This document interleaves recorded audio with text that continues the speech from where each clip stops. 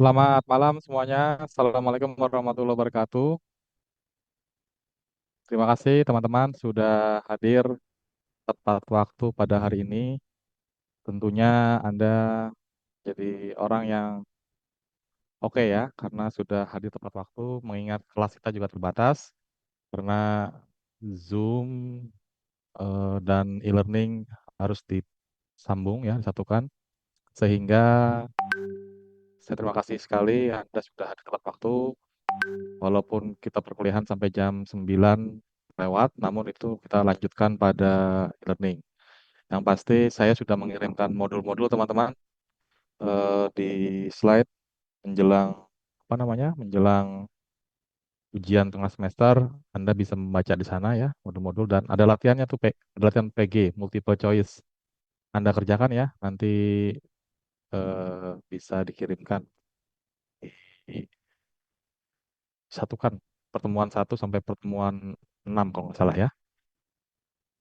Walaupun deadline-nya nanti ya, pas menjelang kuis pra UAS, kuis pra UTS di pertemuan ke-7. Baik teman-teman sekalian, eh, ada yang mau presentasi hari ini atau belum hadir?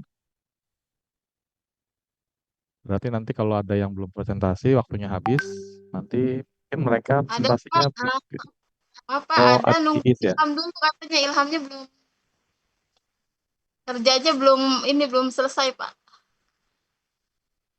Ya, saya tunggu ya sekitar 5 menit ke depan.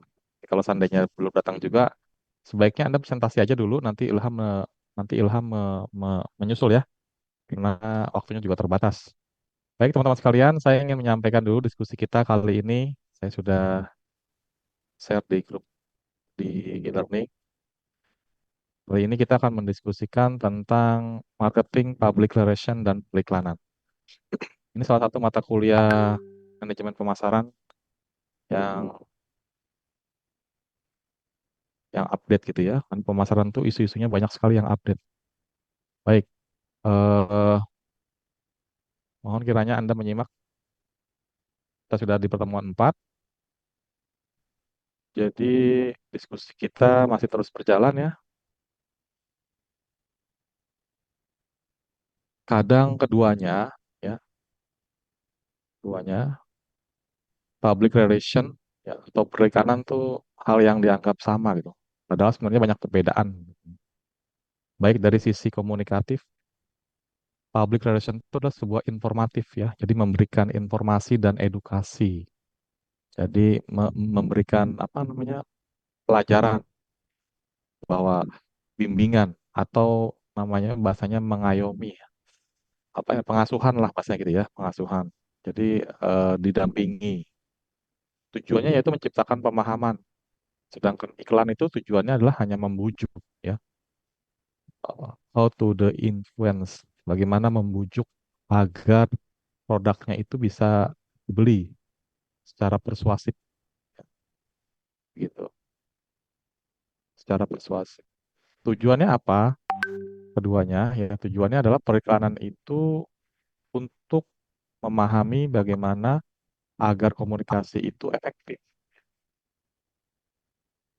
Agar komunikasi efektif, sedangkan PR itu agar bagaimana terjadi sinergis sehingga saling melengkapi. Jadi antara marketing dengan penjualan itu tentunya jauh ya. Walaupun intinya ada sisi yang sama. Kalau marketing itu nggak sekedar menjual, ya. Walaupun intinya adalah dalam sebuah broadcast itu menyampaikan menjual. Jadi ciri perusahaan, ciri sifat perusahaan ataupun individu yang bisa dianggap maju ataupun ingin cepat kaya itu punya sifat menjual. Tapi menjualnya seperti apa? Menjual secara simultan atau secara sinergis tadi. Nah, kalau marketing itu arahnya ke situ, ya, sinergis. Jadi berkomunikasi, mengajak, bertemu kalau bisa ya, terus kalau seandainya sudah mempengaruhi dan sampai terjadi keputusan membeli, dia sambil menanyakan kembali apakah produknya itu sesuai dengan harapannya. Itu marketing gitu ya. Sehingga ada pola pengasuhan. Kalau kalau penjualan, yang penting produknya terjual, jasanya terjual. Itulah broadcast di sini membedakan. Ya kan? What is the difference between advertising and PR? Di sini kita lihat promosi advertise ya.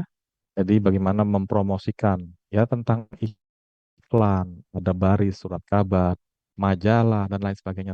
Dimanapun ya bisa terjadi di media cetak, media elektronik. Bagaimana dengan publikasi PR? Ya, publikasi PR tentunya ini marketing yang komprehensif ya, marketing yang komprehensif gitu. Ya isunya ke depan kampus kita kalau mau lulus nanti di program S1 Anda harus punya artikel. Nah, di situ ya. Artikel yang pernah diterbitkan oleh ya, oleh apa namanya? Oleh mahasiswa diterbitkan itu. Indeksnya bebas ya. Syukur-syukur indeks yang bereputasi internasional gitu. Tapi kalau tidak ya nasional tidak apa-apa. Nah, tidak hanya pada artikel tapi juga pada poster, pada press release itu adalah bagian dari publikasi. Menulis artikel, menulis publikasi media cetak, ya, media media elektronik itu termasuk publikasi. Sedangkan kalau di bidang promosi, ya promosi yang kedua itu bisa dalam bentuk TV atau radio. Radio sekarang jarang kita dengar ya, sudah nggak banyak orang mendengarkan radio. Padahal dulu radio masih jadi favorit gitu sebelum adanya muncul TV. Ya itulah evolusi ya dari tenaga uap, tenaga listrik, tenaga mesin, semua sampai ke tenaga digital sekarang, gitu ya. Walaupun TV sekarang masih bertahan ya, sebagian orang masih nonton TV, gitu ya, nonton TV gitu loh. Walaupun kalau di traffic, kebanyakan orang melihat TikTok, Instagram. Kenapa TV itu masih berlaku? Ya karena TV memang menayangkan yang komprehensif, walaupun secara rating TV itu lebih ketinggalan dibanding media YouTube ataupun media Instagram. Bahkan di media Instagram itu berbeda-beda dengan media lainnya seperti Twitter ya, terus yang fungsinya untuk saling berdebat gitu ya, TikTok yang fungsinya untuk bisa orang melakukan pemasaran dan sebagainya gitu. Nah, berikutnya ada sponsornya, sponsorshipnya. Ya harus ada sponsornya, TV seperti CNN itu ya, dia tidak memberikan iklan tapi dia sponsornya kuat gitu. Itulah sponsor pentingnya ya. Kalau bagaimana dengan PR? Ya dia sifatnya ini insidental ya. Jadi sifatnya itu ontologis. Artinya kapanpun ada peristiwa saat itu ya dia mengikuti seperti event terus seperti karnaval itu termasuk adalah bagian dari publikasi ya, publikasi public public relation. Sedangkan di promosi tinggi sekali biaya promosinya. Menayangkan iklan di TV itu hitungannya bukan lagi menit tapi detik gitu. Sekian detik sekian juta. Beda dengan di media lainnya ya. Walaupun kita menayangkan suatu hal di media sosial itu sebenarnya kan ya walaupun itu free tapi kan kita juga membayar kuotanya. Nggak ada yang free benar-benar free gitu. Kalau kita nggak pakai kuota kan juga nggak bisa download ataupun mengupload suatu foto ataupun berita ya. Dan memang semua akhirnya bisa bersaing ya dalam dalam kehidupan gitu. Tapi yang pada akhirnya ya yang lebih digemari, lebih lebih pas, lebih tepat itu yang menjadi pemenang ya. Seperti yang kita ketahui bahwa di Indonesia tumbuhan belanja itu menurun, padahal sebenarnya juga nggak menurun kalau kita lihat dari sisi pembelian secara online gitu. Kalau offline memang menurun gitu ya. Kenapa? Karena eh, orang lebih suka belanja secara online. Selain murah, cepat, dan lain sebagainya. Gitu ya teman-teman. Walaupun ada juga orang yang masih menggunakan offline. Ya, itu. Nah, teman-teman sekalian, ini kelompok sasarannya ya berbeda tentunya dengan promosi dan iklan public relation. Ya. Walaupun segmentasinya dibagi-bagi. Promosi itu ya hanya orang-orang tertentu, kelas-kelas tertentu. Kalau public relation itu siapapun bisa. Gitu ya. Walaupun tujuannya sama. untuk menciptakan brain awareness, kesadaran, intinya kesadaran. Bagaimana supaya ada motivasi membeli. Syukur-syukur mau memberikan keputusan membeli. Makanya besok kalau Anda melakukan skripsi, ya, buat laporan, itu jangan jangan variabel X dan Y-nya itu keputusan membeli. Kalau udah bicara keputusan itu berarti dia sudah selesai. Apapun yang terjadi, harganya mahal, kayak pengaruh harganya, pengaruh pengaruh minatnya dan lain sebagainya. Tapi kalau terhadap motivasi membeli, motivasi itu bisa beli bisa enggak gitu ya. Motivasi kan bisa berubah gitu ya. Nah, itulah atau minat membeli. Ya, minat membeli juga termasuk ya, dia jadi atau enggak. Walaupun akhirnya ya diarahkan untuk awareness, keyakinan untuk membeli dengan tujuan komunikasi ya. Nah, teman-teman sekalian, itulah pentingnya kenapa ya perusahaan harus jor-joran dalam periklanan, gitu ya. Jor-joran. Kenapa? Ya biar orang bisa lihat. Perusahaan yang biasa tapi iklannya bagus itu akan menarik, gitu ya. Atau sebaliknya perusahaan yang besar tapi iklannya kecil tidak menarik, itu nggak terlihat. Hanya lebih bagus iklan dan perusahaan bersinergi, gitu ya. Nah, berikut ini banyak beberapa jenis media ya yang sudah kita ketahui. Media dari pilihannya, gitu. Bebas orang memilih ya, mana yang terbaik. Seperti kalau Anda suka berita, Anda suka diskusi, bahkan fight to fight, ya Twitter medianya gitu ya. Karena dia saling membela, saling memberi, saling menyerang, gitu ya. Bahkan ada apa namanya, ada fitur yang mengatakan like, dislike begitu ya, ataupun cuek gitu ya, ada ya.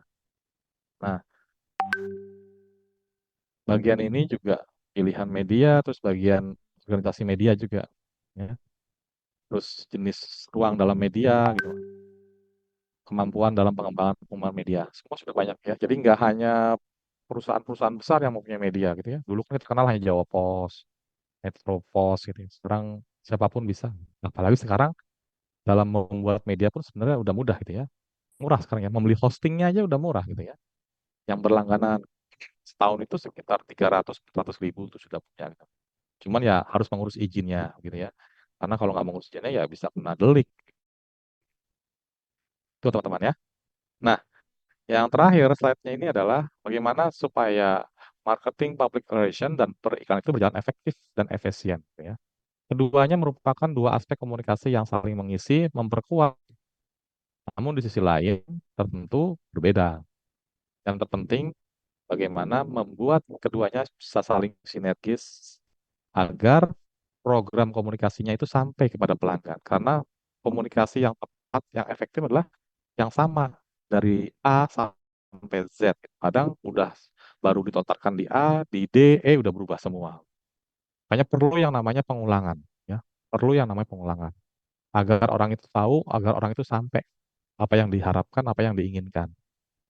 Ya tentunya kesabaran itu penting sekali bagaimana seorang marketing.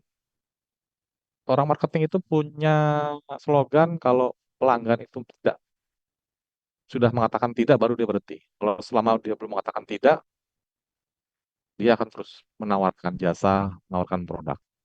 Baik, itu teman-teman. Diskusi kita kali ini yang singkat ini sudah saya kirimkan. Ini ada latihan soal ya. Anda menjawab sebagai ketersediaan Anda dalam kehadiran mengikuti perkuliahan. Ya. Ada 5 dari pertama sampai akhir ya. Temuan 1, 2, 3, 4, 5, 6. Yang Anda kerjakan. Boleh di boleh pakai laptop ataupun tulis tangan gitu ya. Seperti itu. Baik, silakan teman-teman yang mau presentasi langsung aja. Iya sih ya. Sudah saya buka ininya. Saya kasih waktu sekitar 10 menit saja untuk presentasi. Teman Anda sudah datang belum? Lukman ya? Siapa? Belum, Pak. Belum masuk. PPT-nya sama Anda atau sama sama Lukman? Sama saya, Pak. Oh ya udah, nggak Sebentar apa-apa Anda dulu aja. buat Silakan di membagikan. ya silakan di share screen.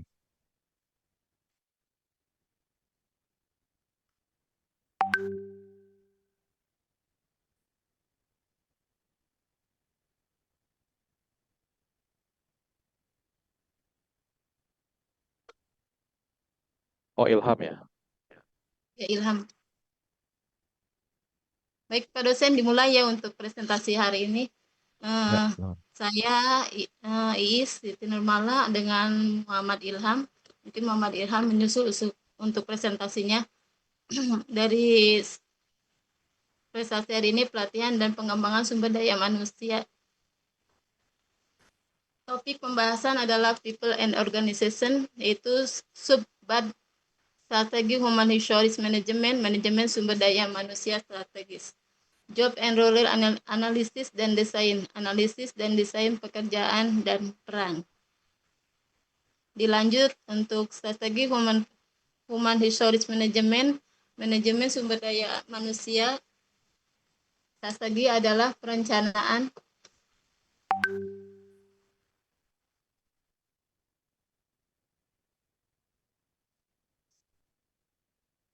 bentar Pak, selitnya ketutup.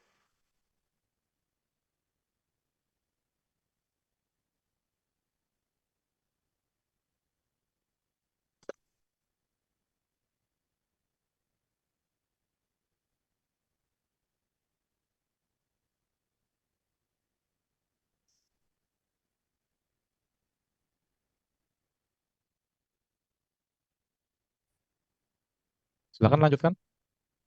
Ya, bentar Pak, sebentar.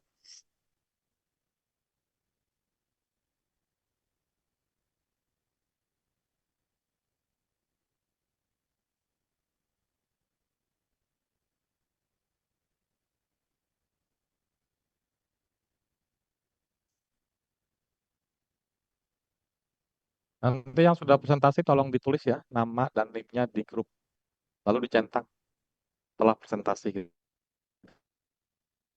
ya. Sebagai database, Manajemen sumber daya saya juga manusia menyimpan nanti juga. (MSDM) strategis adalah perencanaan jangka untuk mengolah potensi karyawan secara efektif guna mendapatkan tujuan bisnis organisasi. Pendekatan ini mengubah pada peran sumber daya manusia dari fungsi administratif menjadi mitra strategis dalam mendorong pertumbuhan dari keunggulan kompetitif persaingan dalam penyelarasan Recording in praktik progress. rekrutmen, pengembangan, dan referensi dalam arah strategis perusahaan. Lanjut ke slide 4, peran dan tujuan manajemen sumber daya manusia strategis, yaitu mempunyai peran ada 5, yaitu menyelaraskan fungsi sumber daya manusia dengan tujuan bisnis, yaitu memastikan Departemen Sumber Daya Manusia berkontribusi langsung pada pencapaian tujuan organisasi secara keseluruhan. Kedua, pengembangan tenaga kerja yang tepat, yaitu memiliki karyawan dengan keterampilan dan kemampuan yang dibutuhkan di posisi strategis untuk mendukung pertumbuhan perusahaan. Yang ketiga, membangun keunggulan kompetitif, yaitu persaingan menggunakan sumber Ini daya manusia sebagai investasi utama untuk menciptakan keunggulan persaingan yang berkelanjutan. Yang ini keempat, slide-nya nggak bergerak ini peningkatan. slide-nya. Slide-nya nggak bergerak. Oh, bergerak ya Pak. Sebentar Pak. Ya.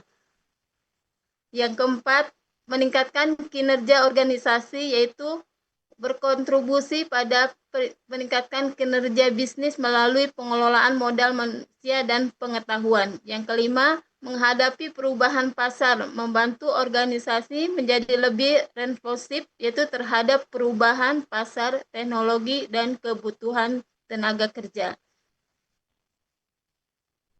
Lanjut, untuk analisis dan desain pekerjaan adalah dua proses yang saling terkait dalam manajemen sumber daya manusia untuk memahami dan membentuk pekerjaan agar sesuai dengan tujuan organisasi serta meningkatkan produktivitas dan kepuasan karyawan. Analisis pekerjaan berfokus pada pengumpulan informasi mendalam mengenai tugas, tanggung jawab, dan kualifikasi suatu pekerjaan. Sedangkan desain pekerjaan berfokus pada bagaimana pekerjaan tersebut disusun dan diorganisir untuk menciptakan nilai tambah bagi perusahaan. Lanjut untuk ke slide yang kelima, yaitu adalah topiknya adalah pendahuluan pentingnya peran sumber daya manusia dalam organisasi. Sumber daya manusia sebagai aset strategi perusahaan, fokus pada strategi pengolahan SDM, analisis jabatan, dan desain peran. Lanjut ke slide yang ketujuh, yaitu pentingnya peran sumber daya manusia dalam organisasi.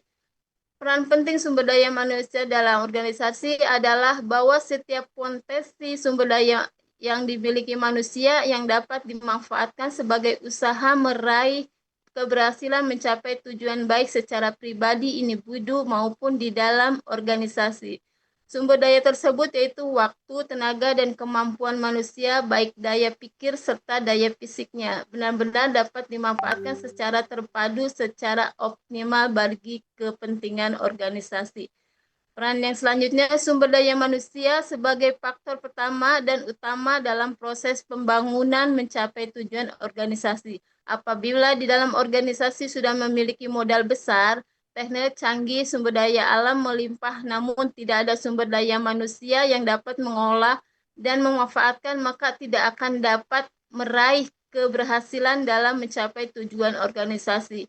Oleh sebab itu, pentingnya pada sumber daya manusia dan organisasi itu sangat diperlukan sebagai unsur utama dan unsur pengendali keberhasilan suatu organisasi. Slide yang ke-8. Oh, digerakin dulu itu belum belum jalan juga gerak. Slide-nya belum Ya, gerak tuh. sudah Pak. Yang Ya, ke-8 itu waktu Anda sumber 3 daya. menit lagi ya. Waktu Ya, Anda 3 menit sumber lagi. daya manusia sebagai aset strategi perusahaan, ya, penggunaan sumber daya manusia sebagai alat strategi bukan lagi sekedar pilihan, tetapi menjadi kebutuhan bagi organisasi yang memiliki keberhasilan jangka panjang. Sumber daya manusia bukan hanya sekedar tenaga kerja yang mengisi posisi dan struktur perusahaan, melainkan modal intelektual yang mampu memborong inovasi, produktivitas, dan pertumbuhan perusahaan. Karena perusahaan menganggap karyawan lebih akses strategi, mereka tidak hanya berfokus pada fungsi administratif, tetapi juga pada peningkatan keterampilan berkaitan dan kesejahteraan karyawan untuk mencapai tujuan secara akademis.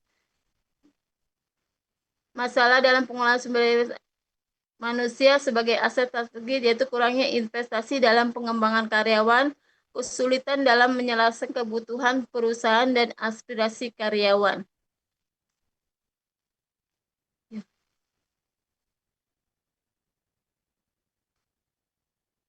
Yang ke-10, tantangan dalam menciptakan budaya kerja yang eksklusif dan berdaya saing, menjadikan sumber daya manusia sebagai aset strategi memerlukan budaya kerja yang mendukung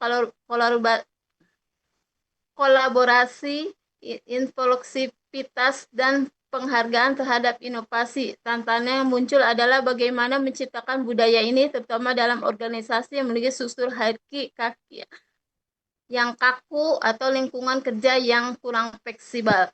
Penerapan teknologi untuk mendukung sumber daya manusia sebagai aset strategi, yaitu perusahaan perlu mengadopsi teknologi yang membuat analisis kerja, perencanaan, pengembangan, dan pemberian pelatihan yang relevan. Namun banyak organisasi menghadapi kendala dalam integrasi teknologi ini karena biaya infrastruktur atau kurangnya keterampilan digital. Menjadi sumber daya sebagai aset strategi membutuhkan perubahan pola pikir dan manajemen budaya organisasi. Perusahaan perlu menanggapi karyawan sebagai elemen kunci, mendorong inovasi dan berikan nilai bagi keberhasilan jangka panjang, investasi dalam pengembangan keterampilan, penciptaan budaya kerja, institusi, penggunaan teknologi dalam membuat mengoptimalkan potensi SDM. Fokus pada strategi pengelolaan sumber daya manusia, analisis jabatan, dan desain peran. Jadi fokus pada strategi pengelolaan sumber daya manusia, analisis jabatan, dan desain peran sangat penting untuk menjelaskan tujuan organisasi dalam kemampuan karyawan. Analisis ini jabatan mengenai tugas tanggung jawab dan kompetensi yang dibutuhkan untuk suatu peran, sementara desain secara spesifik merancang pekerjaan itu sendiri. Strategi pengelolaan sumber daya memerlukan manfaat informasi untuk menarik, pengembangan, dan mempertahankan talenta yang dapat mencapai tujuan yang panjang. Studi kasus yaitu Telkomsel Indonesia yang mengkaitkan strategi Human Resource Management yaitu transformasi digital. Analisis jabatan yaitu kebutuhan sumber daya manusia untuk digital dan job desainnya itu rotasi kerja dan pelatihan teknologi, hasilnya peningkatan produktivitas dan inovasi layanan. Dan untuk terakhir adalah penutup, manajemen sumber daya strategi berperan dalam penting menciptakan tujuan organisasi melalui analisis dan desain pekerjaan yang tepat. Sumber daya dapat menjadi aset utama yang mendorong kinerja, inovasi, dan keunggulan kompetitif perusahaan. Untuk daftar perpustaka telah dilampiri di halaman 14. Itu ada Muhammad Ilham. Udah datang, Pak? Kalau Pak, mohon maaf Pak, izin terlambat Pak. Iya. Tapi Anda nggak kebagian ini karena semuanya diborong sama Iis nih. Iya. Presentasinya gimana ini? Anda minggu depan ya presentasi ulang ya. Oh baik. Untuk judulnya bagaimana Pak? Ini Judulnya PowerPoint sama. yang sama Judulnya aja. sama, cuman saya minta ini tolong diperbaiki untuk PPT. PPT ini jangan terlalu banyak tulisan begini. Ya, maksimal itu 5 baris. 1, 2, 3, 4, 5 gitu loh. Nah, Baik, kayak gini aja, tapi lebih besar. Nutup nih, gini ya. 1, 2, 3, 4, maksimal 5 baris gitu. Ya syukur-syukur Anda tambahin ada gambar-gambar gitu. Pakai itu aja, pakai chart ya, pakai chart yang ada di PowerPoint itu ya. Jadi baik. ini diperbaiki dulu. Sebenarnya udah bagus isinya ya, isinya udah bagus. Eh, Anda tinggal meng-create halamannya juga nggak usah banyak-banyak ya, 10 aja kurang lebih. Terus poin-poin saja, biar nanti bacanya jangan terburu-buru. Oh, makanya tadi Iis, saya pikir Anda nggak datang, makanya tadi Iis buru-buru tuh jauh bacanya kan. Simpel aja, santai aja, ya santai. Saya pikir 10 menit cukup lah untuk presentasi, tapi tadi jangan banyak-banyak, sehingga jadi Anda bisa pas. 5W1H, ya, 5W1H tuh apa, siapa, di mana, kapan, dan mengapa, serta bagaimana menjelaskan gitu. Udah bagus ya. Judulnya apa tadi, Is? Coba lihat judulnya. Latihan dan sumber daya manusia. Pelatihan dan pengembangan SDM. Nah, itu bagus tuh ya. Kalau kemarin Pak Jo itu udah luas ya, menjelaskannya bagus tuh. Nah, Anda tinggal mengerucutkan, segmentasikan kira-kira di tempat Anda seperti apa. Anda saat ini sudah bekerja atau lagi bekerja atau belum? Iis? Sudah. Dan nah, kalau udah bekerja, Anda ceritakan bagaimana perekrutannya, terus bagaimana pelatihannya, gitu, sehingga bisa komprehensif seperti itu. Ya, kalau Iis sudah dapat poin, tinggal Anda melengkapi. Kan tim begitu ya, jadi melengkapi nilai. Begitu teman-teman.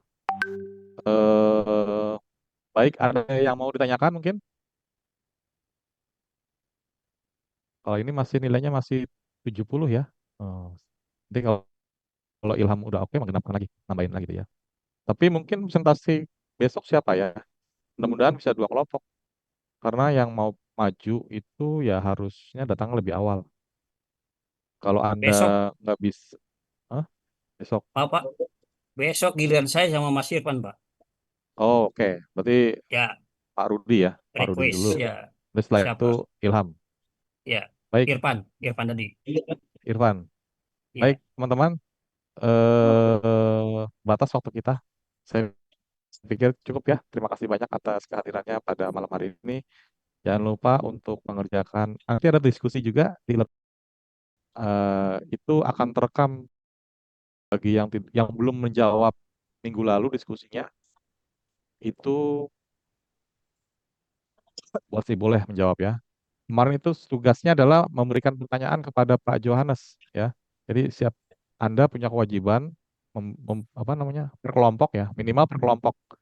Nanti Pak Johannes memberikan jawaban. Kalau yang kemarin, kalau yang sekarang mungkin tugasnya belum ada, tapi diskusi aja. Tugas untuk ini ya, tugas untuk IIS ini belum ada.